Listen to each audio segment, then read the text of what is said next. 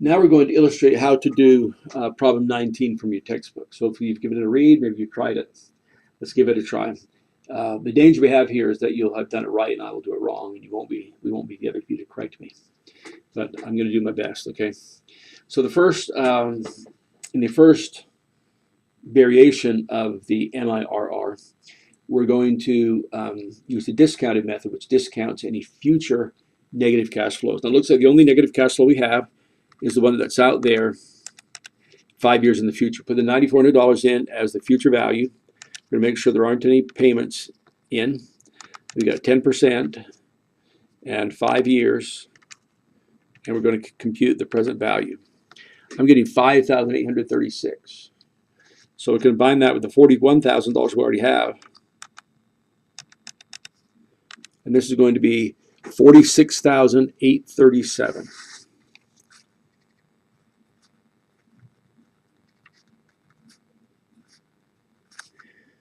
These cash flows remain the same.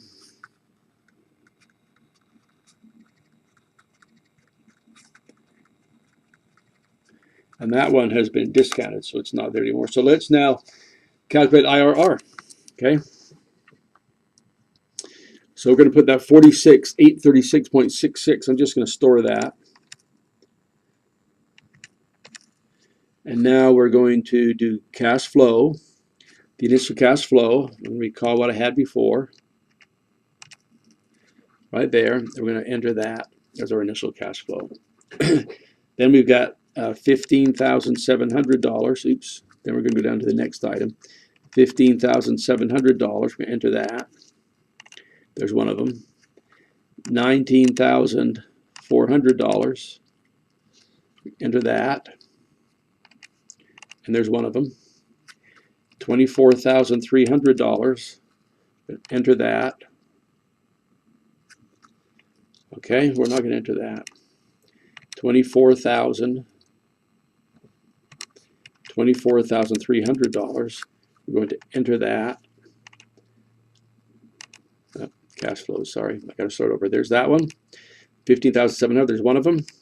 $19,400. There's one of them. $24,300. Enter that, and there's one of them. $18,100. Enter, and there's one of them, and there's nothing else.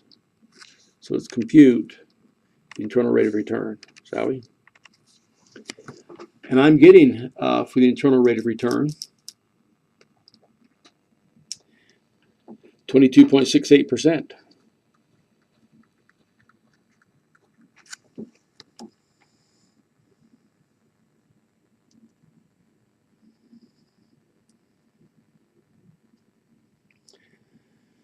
Okay, what do you think? Yeah, I like it too. So let's go on to the compounding. Now remember, in the compounding, we take all of them out 4 years, except the initial investment. Okay, so the initial investment is still $41,000. And we're going to take all these others out. So we've got the $15,700. That's our present value. And we're going to compute, oops. We have to go how many years? 1, 2, 3, 4 years. So 4 and compute the future value. Well, I'm still in the internal rate of return mode. 15,700 is a present value. 4 is the end. We're going to go out from year 1 to year 5. That's 4 years. 10 is the percent interest. We don't have any payments, and I'm going to compute the future value. I'm getting 22,986. We take the $19,400. That's our present value, and now we're going to go out 3 years. Compute the future value, 25,821. Now we're going to take the $24,300. That becomes our present value. We're going to go out 2 years and compute the future value, 29,403. Now we're going to take the $18,100 Make that our present value. We're going just out 1 year. Compute the future value. Get 19,910. The last one of $9,400 is already out to the 4th year. So no compounding needs. We're going to add those 5 years together. Okay? So that's a 22,986 plus 25,821 plus 29,403 plus 19,910 minus 9,400. I'm getting 88,720.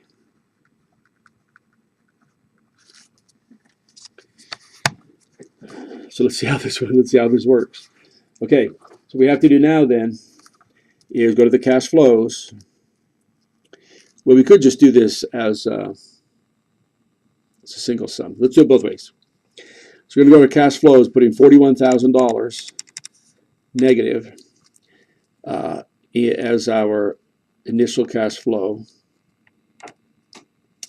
Cash flow 1 is 0.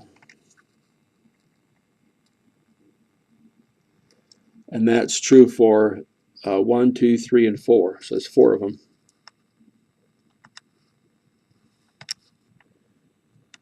Oops. Yeah, that's right. Cash flow 1 is 0. And that's true for 4 years. And the next cash flow is 88,720. There's one of them. We got to zero the rest of these things out.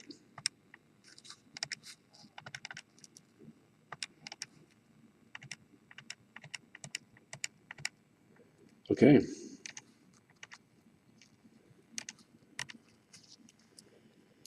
I'm getting 16.69%. But in this case, since there weren't these multiple cash flows, could have done it the other way, right? We could have taken the 41,000 and put that as our present value, and 5 as the n, and this 88,720 as a future value and no payments, and has to compute the interest rate. No, I'm still in IRR mode. Come on. Oh, there we are. Let's do this again. So we put the 41 as a negative in as our present value, the 88,720 in as our future value, 5 as the n, making sure there are no payments, and we could compute the interest rate. And notice it's still 16.69%. So whichever way we did it, there we are. Internal rate of return 16.69%. And now let's do the third way, which discounts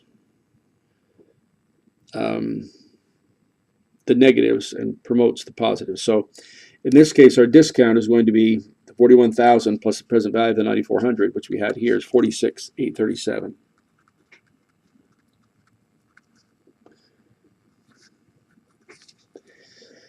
Then we have the compounding part, which is the 22,986 and the 25,821 and the 29,403 and the 19,910.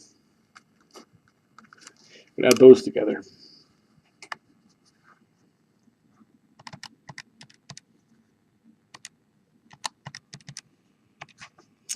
I get 98,120.